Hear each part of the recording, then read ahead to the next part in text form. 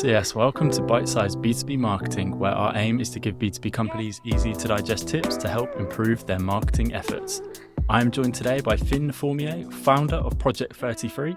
And Project 33 helps B2B software companies by raising their founders' profiles and positioning them as authorities in their space, what they call founder branding. And it's my great pleasure to have him on the podcast today. Finn, how's it going? Thanks for having me. And we found a new term for it now, by the way. We're starting to not call it founder branding anymore, but it's still on the website, so it's not your mistake, it's our mistake. This is a big reveal almost. This is a good way to kick it off. I didn't even know this. So what, instead of founder branding, what will it be called? Well, I'm curious to hear your feedback. We want to call it founder-led marketing. Like founder branding obviously is a kind of established term. I'm sure you've heard of it. It's kind of like personal branding, but for founders, right? Like Dave Gerhardt wrote the book about it. Yeah. People talk about it, but I always didn't really vibe with me because personal branding to me is kind of like a nice to have. It sounds like a little wishy-washy. People have very different associations with it. Yeah. Some people think it's just like you aggrandizing yourself and talking about what you eat and how you work out and selfies of you, and it turns a lot of people off.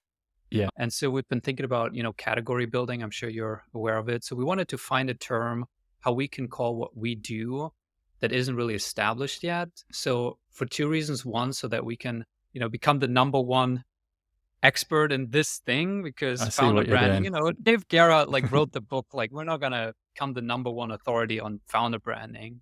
Yeah. And the second reason is I think, when you go out there and you're a marketing agency or whatever, and you say, we do SEO, we do content marketing, we do inbound marketing, we do video creation, whatever the thing is. Yeah. The problem is that a lot of people already have immediate associations with that thing, right? If you say we're a content marketing agency, everyone has preconceptions around what content marketing means and what it is and what it does. And the problem is it might not at all correlate with how you approach it or with what you do, right? And so if someone's like, yeah, I heard about content marketing, it's like when you write blog posts on your website, it's not really effective.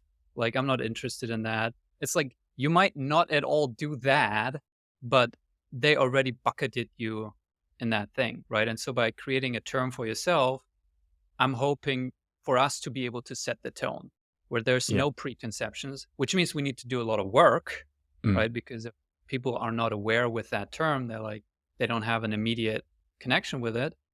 So we came out with founder-led marketing, basically inspired by founder-led sales, which is an established term, especially kind of in the startup world. It's the idea that if you start a company in the beginning, it should be you, the founder, selling, being on those sales calls, doing those demo calls. Why? Because, you just built the product. It's new.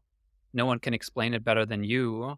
No one has more authority and expertise and understands the market and customers better than you, the founder. And a founder has more gravitas. They have the authority. They have the stories they can tell around why they started the company. So, but the problem is eventually, you need to outgrow that, because as a founder, you only have so much time in a day, and, you can't do every single sales call yourself once you start scaling a little bit. Yeah. And so what our philosophy is basically that the same idea applies to marketing.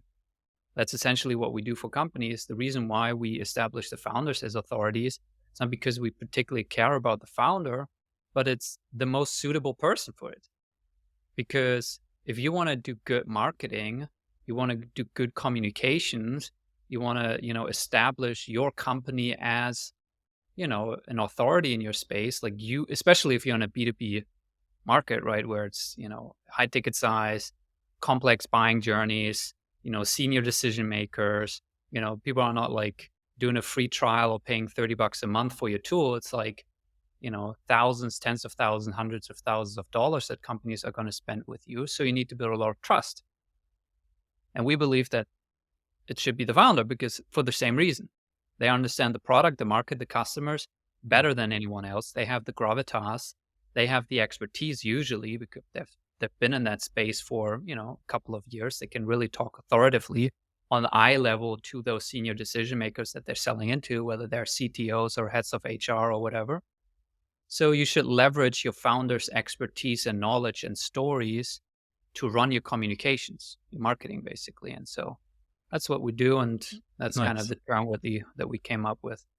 No, I like it. I like it. Not only the Dave Gerhardt kind of comparison, but it's also seems founder branding seem very closely related to personal branding. And Exactly. there is that kind of, well, I'll be honest, like the negative wave of the connotation of personal branding on LinkedIn is a very, Exactly. what SEO was, say, 10 years ago. You heard SEO and you're like, oh, I know I need it, but like, ugh, like it's all people Yeah. spammy, snake oil salesman, isn't it? It's that kind of, has that vibe about it. Whereas I think with this, not only is it that new category, it distances you from that personal branding name as well, which has Yeah. other connotations. So no, I like it. Yeah, I think it's a solid name. And in terms of, were there any other, I suppose I was curious more about, were there any other names that you were thinking about that you didn't end up going with, or what was the thought process to get to this new naming this new category essentially?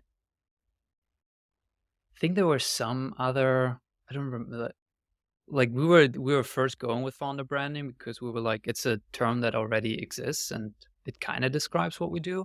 I mean, we Yeah. first just looked at what we actually do and what we believe in. And so that kind of like what I just told you came first, Yeah. Sums it right? up And we were well. like, we work with the founders. Why do we work with founders? Because we believe they have the best expertise, knowledge, stories that we can then leverage to solve marketing for companies. We realize that we're separate from kind of classic personal branding services in the sense that personal branding and founder branding, basically personal branding for founders, is like you're trying to grow the brand of the founder, right? So the goal is like to get 20,000 followers on LinkedIn or 50,000 followers on TikTok or Mm. 20,000 subscribers on YouTube on that founder's profile, right? And they talk about all kinds of things about their life and their experiences, the company, but also, work-life balance and how to raise money and, all kinds of things. And that's not really our approach. Our goal from the beginning was very much like, we don't care so much whether your founder ends up having 20,000 or 50,000 followers. That's good. That's nice. That definitely helps your company in their marketing activities. Yeah. But we want to have a more holistic approach where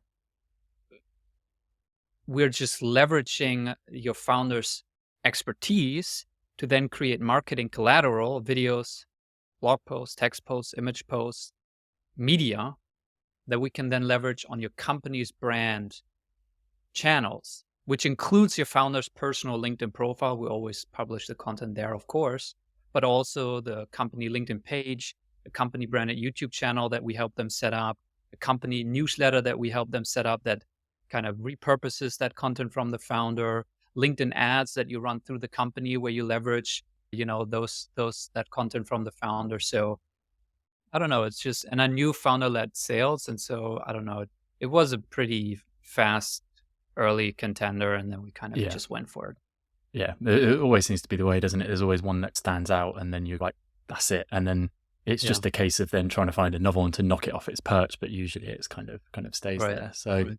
and I think that was the other key thing as well that I quite, when looking through your site and looking through the process and how you approach this, and I saw one of your recent LinkedIn posts as well, where it was around posting it on the company page. Should I post it on the personal page and the company page? And I thought that was something that I've not personally done as well, that I read that and I was like, oh yeah, that just makes such sense, doesn't it? And do you feel that could even work for, obviously, the founder creating a piece that's kind of, say, Yeah. a thought leadership piece, but it could also be done by, say, like if the team are also doing that kind of, that Totally. really just taking that content and putting it through It the works company for- page as well. It works for anyone at the company. I mean, we Yeah. do it for ourselves, and we have 3 people right now creating content, me, then Jay and Toby, who are our 2 creative directors. So they're Nice. also following our process, creating videos. We're posting them on their personal LinkedIn pages, and then also on our aggregate kind of company page. So we have like more content going out there. We have some companies we work with where it's the 2 co-founders creating. It's like the CEO and CTO, which is always great. We have Yeah. some companies where it's not the founder CEO, it's the head of revenue or the CMO or the head of product creating content. I think it really needs to come down to like who can speak more authoritatively around your product, your perspective, your approach, your company, why it matters, why it's beneficial, has deep understanding of your customers. That's really important. Yeah. And then also the reason why we often end up just doing the founder is like it's the risk factor right? Like if you have your head of content doing this, it's like you if you're doing it well, like yes, you're growing your company's brand and awareness, but you're also positioning them as an authority, Yeah. right? And they are growing their personal LinkedIn following through that. And so you don't own that. So if that head of content switches company in 2 years and leaves your company and moves to a competitor, they take their LinkedIn followers with them. They take that trust and credibility that they build with them. So that's often why we end up going with the founder too. It's like, Mm. it's a risk mitigation strategy if you're gonna run it through them. Yeah, it definitely makes sense, yeah, thinking about it like that and not putting all your eggs in that one basket, but having them spread out. So then if one person does leave, then it's a case of, well, you've got 2 or 3 other people kind of contributing, and then you can fill that with someone else, or the new person that comes in can Yeah. take over as such. So yeah, I That's think often how we it's lose customers, by the way, because we usually do 1 or 2 people at a company. yeah, And then at some point, if they feel like this is working and that really makes sense and they want to kind of expand it and add more people to add more perspectives and kind of show different angles, the head of product, the head of revenue, the head of sales. It's like at that point, it makes much more sense to just build it out in-house. yeah. Because if they just pay us 5 times for 5 different people, it's like, all right, now I'm paying you like 25K a month. Yeah. It just makes sense to now build it out in-house. And so often that's like the stage where, a year in, 2 years in, a year and a half in, if they're really convinced, they're like, okay, I think we want to expand, but I think it would be cheaper if we like hire Did now. it. Yeah, yeah. And one of the things that I saw you talk about as well was the 2 concepts, one being the 7-hour rule and then the other being the 3 different types of trust. Trust. Could you just talk about both of those a bit more? Sure. Yeah. I mean, the 7-hour rule, like when I first heard it really clicked for me. And from the feedback, it really clicked for some of our customers. It's basically the idea. I don't know. It's like some idea from psychology. I don't know if it's like Yeah. scientifically, it's not. It's like a concept, right? It's like a framework. And the idea is basically that big decisions take 7 hours on Mm. average. If you want to go buy a new car, you're not going to like put in car into Google, pick the first one and buy. You're also not going to drive to the first car dealer, look at 3 cars and then be like, all right, I'm going to buy that car. No, you're going to spend time with that decision, right? You're going to go to that first car dealer. You're going to drive to the second one, to a third one. You're going to get different opinions. You're going to look at some YouTube videos. You're going to Google around. You're going to talk with your spouse. You're going to think about it on a Sunday morning while sipping your coffee, right? All of that is like time spent on that decision because it's a Yeah. big, important decision. And so this applies in B2B where purchasing decisions are big, important decisions. It's not like, again, a free trial or $30 per month tool that you can cancel 1 month later. No, it's like thousands, tens of thousands, hundreds of thousands of dollars you're going to spend. And the reputation of the stakeholder who's buying it within that company, their reputation is at risk, right? If they Yeah. purchase so these are big decisions. And so in traditional sales, the way that you kind of acquire these 7 hours is through lots of one-on-one time spent with a salesperson, right? You have a meeting, you have a discovery call, you have a demo call, you have a feedback call. For bigger deals, maybe you invite them out for dinner. In Japan, when they do banking deals, they first go golfing for 2 days before they talk any kinds of business for that Mm. exact reason. Like they want to just get that time and build trust, build credibility, and build familiarity so that people can just start getting comfortable with the decision before they can pull a trigger. Problem with that is that it's manual, right? It's one-on-one. It's one salesperson has to spend those 7 hours with that prospect. That's expensive, Mm. and so where content comes in is it kind of automates and scales this, right? Because if you have, the 7 hours is an information gap, right? They need to understand what you do, how your product works, what the features are, how it would be implemented, how it compares to competitors, how the pricing works. They need to understand your company and your structure and the team and what the support would look like and whether you have credibility and trustworthy, what you've done before. Do you have case studies? All of that is an information gap, right? And so you can fill that information gap through content, right? You can create videos and podcasts and blog posts and text posts and LinkedIn images and slideshows that address all of these things. what you do, how your product works, what the features are, how it gets implemented, how you compare to competitors, what your pricing is, why you're trustworthy, what you've done before, what your case studies are, blah, blah, blah, blah, all of these. But it's scaled, right? Because you can record a podcast once and then tens, dozens, hundreds of prospects can all listen to that same podcast. You can record a 3-minute video.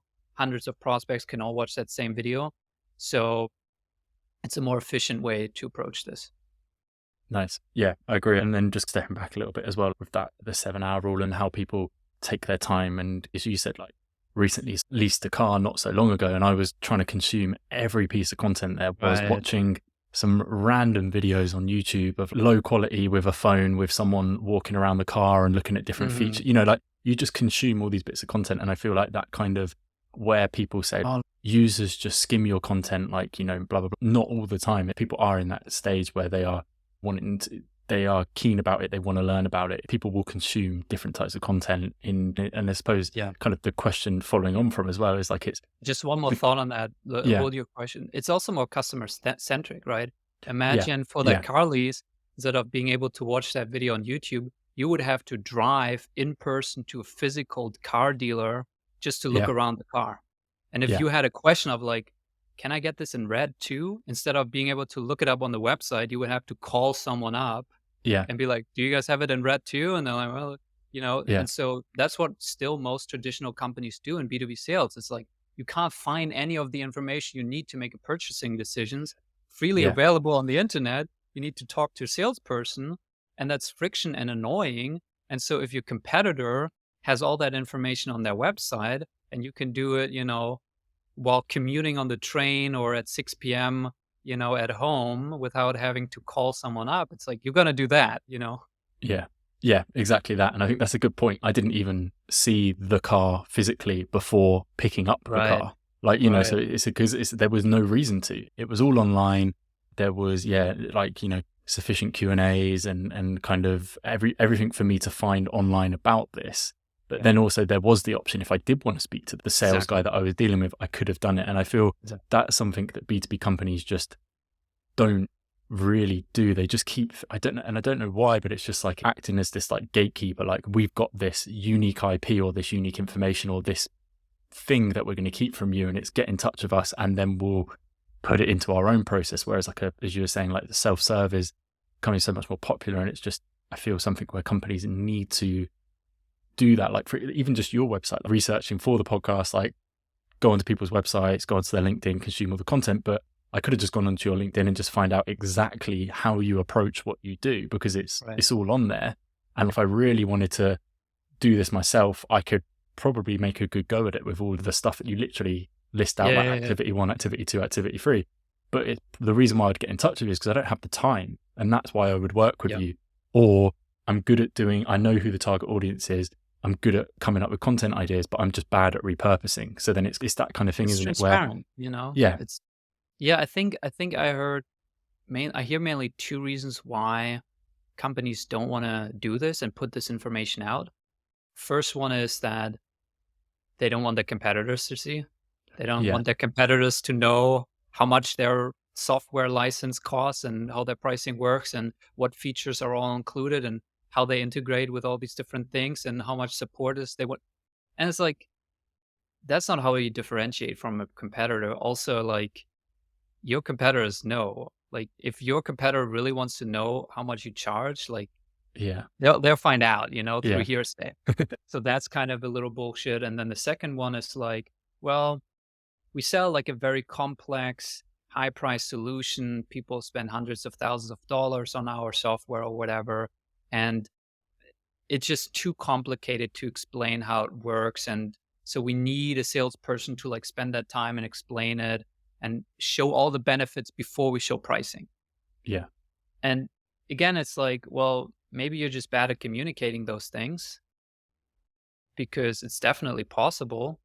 And so it's just learning how to better articulate these complex, nuanced points. Like, just because it's LinkedIn post doesn't mean that you can't have nuance. Like, we try to do that all the time where we have complex software solutions, and it's like, there's a lot of nuance to them and you can communicate them. You just need to, commit to it, because it's so much more customer centric. Yeah, we're speaking to Ram Fishkin the other day, and he was saying everything's on the website. You can go onto the website and you can test it out. You can sign up to it if you want. But if you need to get in touch to ask them for a special way to invoice them or for a special way to set it up for a certain type of organization, you're not the customer for us. Everything you can do on the website is what you can do.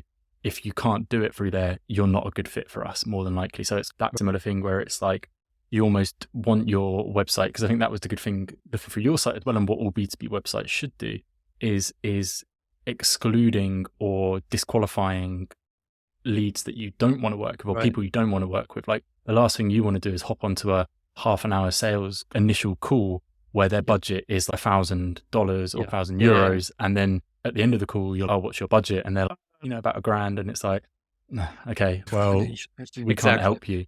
So yeah. And I think how easy of a decision was it to put pricing up on your website? And was there any considerations you made when putting it up there? Have you just got the figure or different packages, or have you got a price range, or what was kind of the thought behind it? Yeah, I actually made a video about it. Right now we have a price range because we have different packages. Nice. Initially it was just one price because we had one package. No worries at all. Now my wife is out with the little one, and so I told her like I'm available if there's a tantrum or something, but it's not. Yeah, fun, so cool. No, because I was going to say, I forgot to say that at the start. I forgot to say congrats because I saw your post yesterday. It's 7 weeks, right? Or 7 months. Now 10 weeks. Wow, amazing. Fair play. I've always thought that, like, with my some of my friends in my group have had children recently, and being around them, I'm like, oh my God, like respect to anyone who's raising a child, but also working. And I just don't know how they do it. And I look at my schedule now and I'm like, I can't complain one bit. I'm like, I can't complain about being busy at all. So it gives you a very different respect for mothers. It's the hardest job in the world. Oh my God. Yeah, it is. But we're going off topic. No, pricing. No, I was, it's funny. Like you debate these things, and I think it has to do with like, I was debating it for so long. Same reasons that I just explained. I was like, man, our competitors will be able to see how much we charge. And, maybe someone will see the pricing and be like, whoa, that's too expensive. Even though if I would have been able to have a call with them first and explain kind of all the benefits, maybe then they would have been okay with the price. So I was debating it for a while, and eventually I just did it. And two main takeaways. Number one, people care way less than you think they do. Because I was playing up this decision in my head so much. I was like, what are people going to think? People might be going to reach out and be like, what are you doing? You know? And it's like, it was just, what is it called? Like chirps, like no reaction, like no one cares. Right. And so that's one thing, like you care so much about your company. People got their own freaking things to do, Like I still get tons of LinkedIn messages, not tons, but like oftentimes from someone being like, so how much do you guys charge? It's like, it's on the website, but people still like, they don't bother looking, and some people still don't know that we have it there. So like people care way less than you think they do. And then I think it really helped improving the quality for exactly that reason that you said. Like, it already sets a tone. Like the people who are like, oh, I'm a coach, I want to spend like $500 a month on like some content. They can see it and they're like, okay, this is not for me. Great. Yeah. We both save time. That coach saves time. We save time. It's a win-win. And then the people who kind of believe in what we do and they see this price and they're like, yeah, this makes sense. I can see that.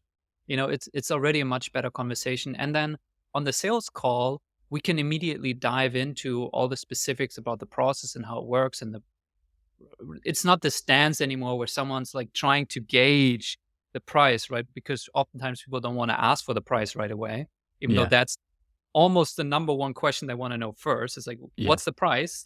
So they first talk with, so what's included? So there's this dance, and they'll like start imagining this must be like this much. And then you drop the price at the end and it's like, so, but if they already know, then you can immediately dive into, all right, how does this work? What's the benefits for me, etc. So it was helpful. I love that we have it there. Yeah, we've been not umming and ahhing about it. Like, to be fair, we need to figure out how we're going to put it in, and I suppose, but even just looking at your page, it's just like a text-based page. We've got no excuse really. We can just chuck it up there for now and then evolve on it. I think what I realized, what people also appreciate, we already did it before. We had basically, we have right now we have 3 packages. Before that, we had just 1 package, and we have a set price for that package. It's the same price for everyone. Yeah. And so in B2B, there's often this like expectation where people feel like, are they gauging how much I might be able to pay to then, customize the price to me? And if they feel like I can afford a lot, they're just gonna price it up for me. And if I'm like pushing really hard, they're gonna give me a low price. Yeah. And so people seeing that price there and knowing that they're not getting a bullshit price that's customized to what I think they're able to pay, but it's just that's the price. People really appreciate that, because then it's Yeah. just it's a yes or no. It's like we can afford it, we cannot afford it, but they're not like, okay, did I like was I too enthusiastic and now they just gave me a high quote because you know Yeah. Yeah. And it's easier for you as well, giving the pricing rather than being like, oh, yeah, what's your budget? And yeah, then you let me find out the put it, budget. yeah. Then you go away and then you kind of, Oh my should we god. knock it up a little bit just so we can get Yeah, nearer there? But it's that kind yeah, of yeah. game. And the other side of it as well is I think it's very, how many times you've been told someone says a price, but then you're like inside, oh my God, that's actually really high, but you don't want to say that. So then is that in your range? And some people They aren't had as honest about being that as well. right. So it avoids that as well. Like they're just not even going to get in touch with you if it's outside the range. So yeah, in terms of, this is moving off on a different tangent, but in terms of content types, what do you feel is like the most powerful content type for building trust and rapport with prospects? And in terms, do you tend to lead with a certain type of content and then repurpose from that? Is that kind of how you'd approach it? I mean, we focus on video content.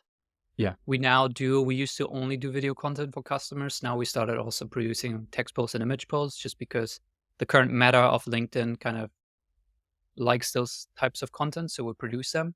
But we really believe in video, regardless of kind of where the current LinkedIn algorithm is. At Yeah. one point, like videos outperformed everything else. And at some point, it's image posts. So that's going to cycle and whatever.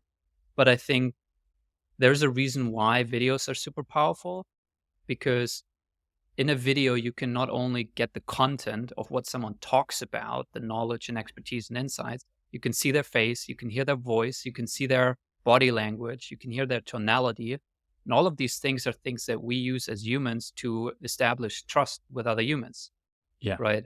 And so it's the same reason why when you do a sales call and you do it via Zoom, like you turn on your video. Imagine Yeah. you're on a sales call, someone trying to sell you $100,000 software license, and they have the video turned on. Yeah. You would never buy from them. It would just be so weird, even though you can hear everything that they're saying and it might be logical and rational and all makes sense. But it's like, you can't look them into the eye, make sure they're not smirking or something while talking to you. Yeah. And so that's really powerful about video. So I think fundamentally video is more powerful in terms of building trust. And that's the currency in B2B. And then also from video, I think it's easier to repurpose, because once you recorded a video, you can transcribe the video and you have basically a text post. You can, it works on more platforms, right? Like LinkedIn, you can do text and image and video, but TikTok is only video. YouTube is only video. Instagram is image and video, but image is kind of, so like, it's just, it opens up way more avenues. So that's why we prefer video. Yeah. I think it was, I can't remember who I saw talking about it recently as well, but I think Chris Walker was saying as well that he's leaning a lot more into video on LinkedIn just because there is that bit more of a barrier to entry as well. Like anyone can go on there and just chuck together just like any text post and put it out there.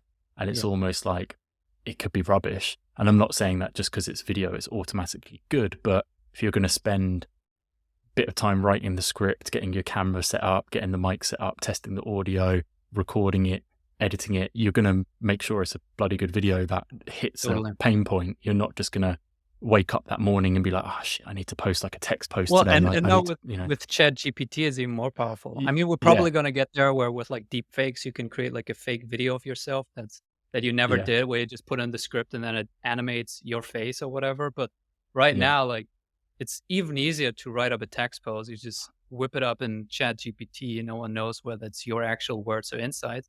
When it's a video, maybe like ChatGPT wrote the script for you, but it's still different. Like you can tell whether someone like knows what they're talking about, right? Like, because it's one thing to read off a script, it's another thing to free flow. And you can tell when someone kind of understands what they're talking about because it's a different flow how they're talking about it.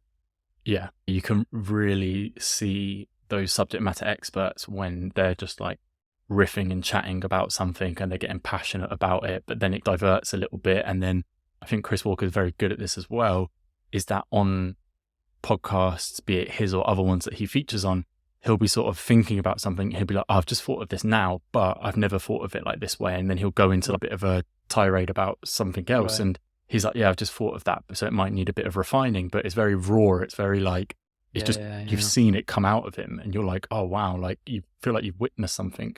Whereas the pre-recorded kind of scripted video is very totally one-dimensional. And if video is a big part, then in terms of the number one thing is obviously going to be some people are, I'm camera shy, I don't have good presentation skills. Do you have any kind of tips to help people become better on camera or become better at presenting?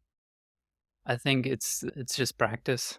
Yeah. I think there's no magical answer. It's just doing it. Some people are naturally better at it. Others are not. I think the two things I would say, number one, we work with customers kind of across the board, and we often work with technical people, CEO, CTO, maybe they have an engineering background, software development background. Like they're not salespeople. They're not natural speakers. The first thing is like, yes, you'll get better at it too. Like you don't need to be this, Tony Robbins when you're recording a video, you need to be yourself. And so like what that means is you should aim to talk in a video like you would when you talk into a team member or to an investor or to, a real person on a Zoom call, on a sales call. Like how do you talk there? Right. And if you're not like doing your hands and like being super animated and high energy, but you're just like talking like this, then that's how you should talk in a video because that's you. And that's going to come across way better than you trying to fake some persona being like hypey and high energy when that's just not how you talk with people in real life. Yeah. And then the second thing is the way that we record content with customers is with a sparring partner. So our customers always get a dedicated creative director, Jay or Toby, on our team, and they record the content together with them, kind of like this podcast where it's our customer in the call and then our creative director, and we prepare questions for them, kind of like you prepared questions for me now. And we ask them those questions, and it's more of a conversation than like a recording. So the vibe that we go for is it's like a Zoom call. It's not like the cameras are on now, spotlight is on, perform. It's like, so how did you start this company? Or how do you think about these things? Or what's your 3 tips if someone's gonna, those are the questions. And having this kind of sparring partner on the other end where we tell them like, look at me when you're answering, and just be natural. Forget about like being perfect or the time or how long you're talking. That's what we're going to do. If you're rambling on for 8 minutes, not making a point, we're going to remind you and be like, all right, let's bring this back to the main issue so you can forget about it and just answer. And so I think that really makes a difference. So if you can somehow find a sparring partner that does it together with you and they ask you questions and make sure that it feels conversational rather than like you setting up a camera and then you're sitting in front and then you're awkward and you kind of like don't know what to do, because everyone knows how to answer questions on a Zoom call. We do it all day. Yeah, exactly. That's true. And I think it's a very good point there as well, where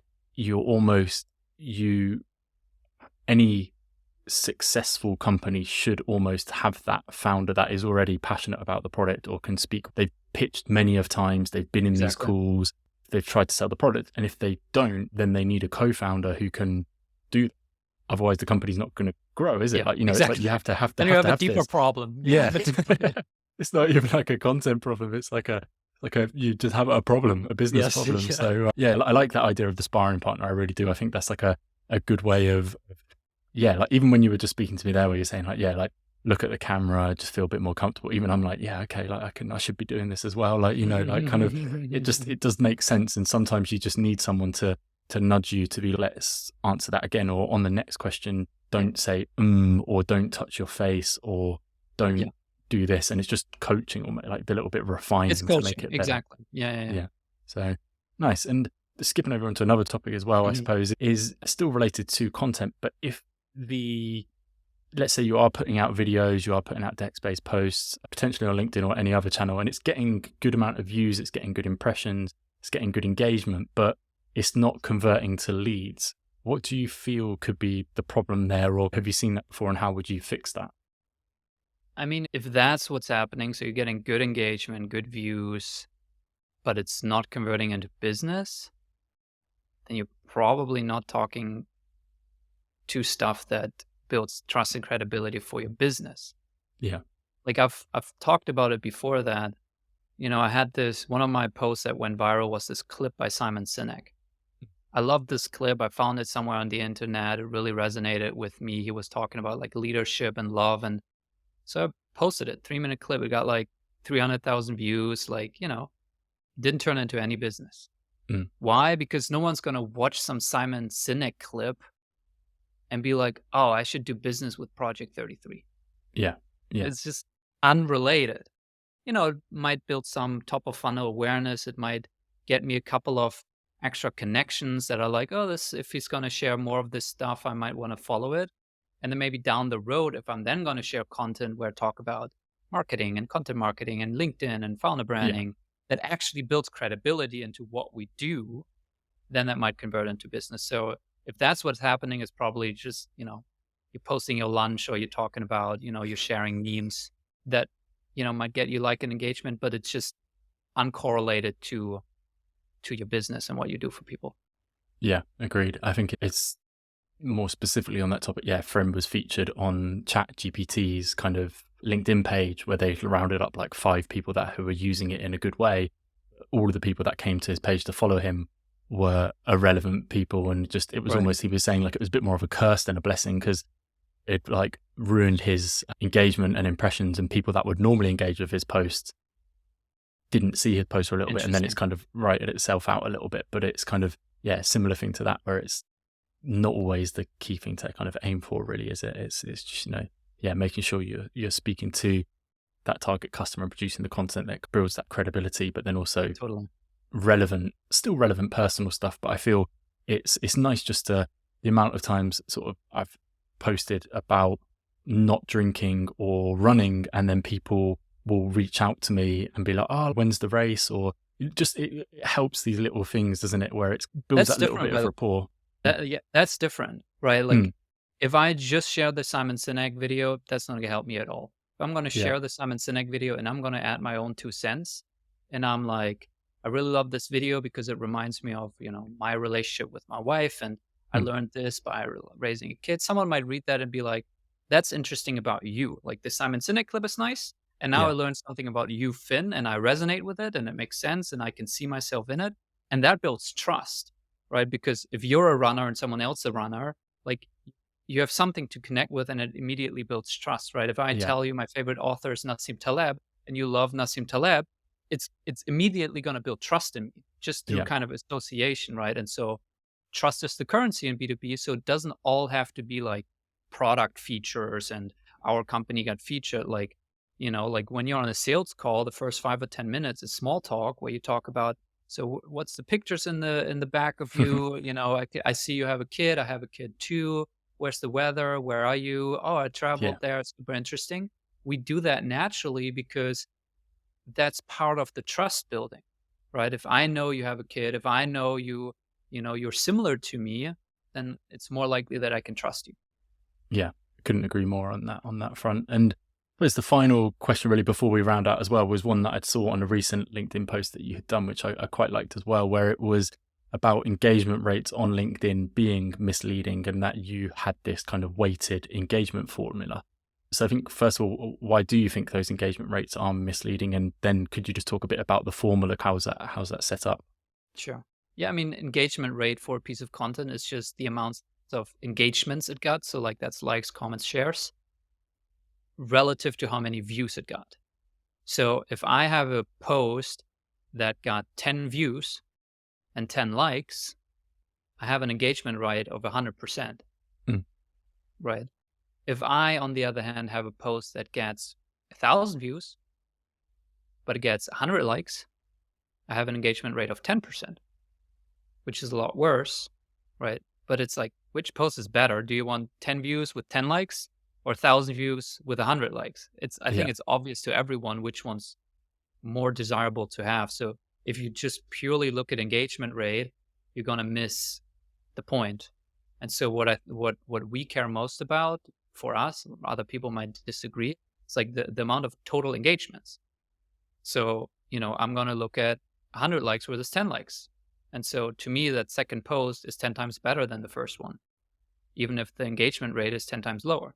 And Mm. so we just came up with one number where we basically just added the 3 types of engagements that you can get, likes, comments, and shares, together into one number.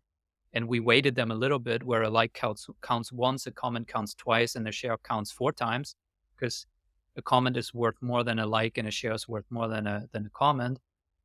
The weighted amounts is just kind of ballparking it, right? Someone might weight Yeah. it differently, but at least then we have one number for every piece of content that we then compare, because otherwise it's like, you might look at the views, like, this post got the most views, okay, but this post got the most highest engagement rate, okay, but this post got the most comments. So, like, out of these 3, which one's the best? And so we just wanted one number that we can then compare all pieces of content against and be like, okay, we can rank them now, and then we can take takeaways from that. Nice. Yeah. I look forward to Shield dropping that in their next update, and then you'll have to you'll have to give them a message and say, yeah, you took my idea. Well, thanks a lot for your time. I honestly appreciate it so much. Was there anything we not covered today that you did want to briefly mention, or anything else? No, I had fun. Nice. It was nice. Cool. Perfect. Yeah, no, appreciate it. And how can people stay up to date with you? What's the best way to follow? Is that on LinkedIn or? Yeah, LinkedIn.